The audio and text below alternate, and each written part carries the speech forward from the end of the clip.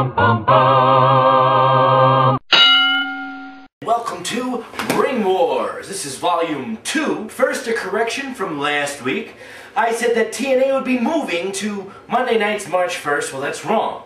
March 8th. They made a press conference today. It's March 8th. And WWE that night will have Chris Angel on the show. I think, though, that Vince might have something up his sleeve, right? First on the horizon, TNA. Aside from Against All Odds, the pay-per-view, which I didn't watch, and apparently, according to online, nobody watched. So in the 8-card stud tournament, had Mick Foley versus Abyss, and Abyss beat Mick Foley. Mr. Anderson beat Kurt Angle. Matt Morgan beat his tag team champion partner, Hernandez. Pope beat Desmond Wolfe. So it went on in the tournament, and Mr. Anderson beat Abyss.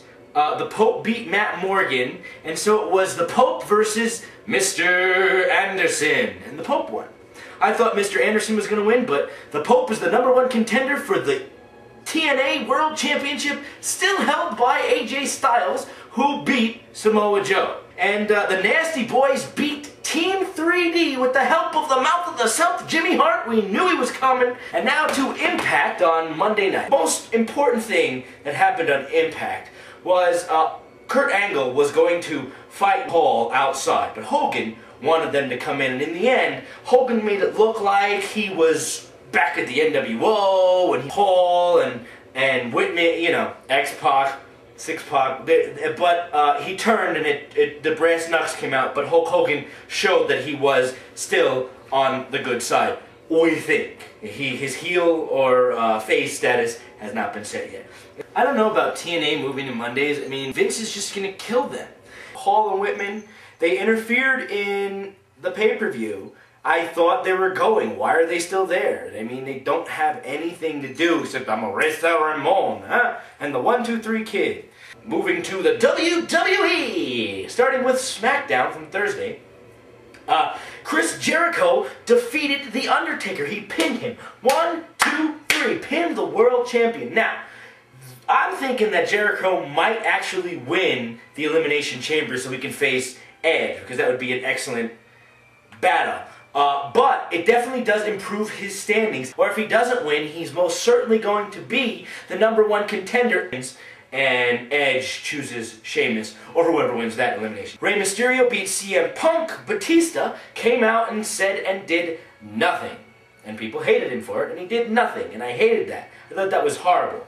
Ridiculous. He's going to be facing Edge next week. I'm glad that Edge is a face. Batista's a heel. That's good. I don't know about the John Morrison leg injury. He was facing R-Truth, and so maybe he's going to be replaced. And who do you think he's going to be replaced with? I don't know. McIntyre versus Kane, double countout. I think Kane's going to win the Intercontinental Championship at the Elimination Chamber, or soon, because Kane deserves a title run. He needs to get it. And then Vicky Guerrero is back. Excuse me, bitch. Alright, as we move on to WWE Monday Night Raw. Next week, Jewel is going to be hosting. Cody got Randy disqualified again, and Randy Orton is pissed. Legacy is going down. Bret Hart said a farewell to Raw. He said goodbye, and then a car ran into Bret, and his leg is injured. Now, I don't know if this is setting up him and John Cena versus Batista and Mr. McMahon, which is, I think, the new, according to rumor, it's the new WrestleMania match, so we'll have to look forward to that. Batista was on the Titantron talking to John Cena, which he wasn't even there. They're stretching that out, which I think is stupid. The Miz and the Big Show, they lost to MVP and Mark Henry. We're trying to give them opponents because they're the tag team champions, and I think they're trying to set up a rivalry, but I don't know about Mark Henry. Was Jerry Springer, Kelly pregnant, who's pregnant with who. It was funny, it was good, and then of course Hornswoggle did it, and then Mae Young came out, and then Cena and Triple H in the final match, and Sheamus interfered. Alright, so we don't know what's going on with Bret Hart. We don't know what's going on there. This Sunday is the Elimination Chamber pay-per-view, and let's run down the matches again, or who will be in the Elimination Chamber. For Smackdown, it's The Undertaker, Chris Jericho, CM Punk, Rey Mysterio, R-Truth, and John Morrison, but we don't know if John Morrison is going to be okay and somebody's going to take his place. Baby Shawn Michaels. Raw is Sheamus, Cena, Orton, Kofi Kingston, Triple H, and Ted DiBiase. And also the Divas Championship, which is vacant, will be up for grabs. Once ECW, their last show is coming up, ECW, the last show ever with Christian and Ezekiel, I think they're going to get rid of the title. I think that Christian's going to come in and they're going to be tag team, or he's going to win some title. And Vince, like this NXT, the next wave. We don't know what it is. It's gonna NXT. NXT is going to be, apparently, the young generation is going to be, you know, the up-and-comers, and they're going to showcase the up-and-coming wrestlers, and that's what that show is going to be. Maybe they'll have a championship. It's going to be like Tough Enough, maybe, or something, except Maven's not going to win, because Maven shouldn't have won.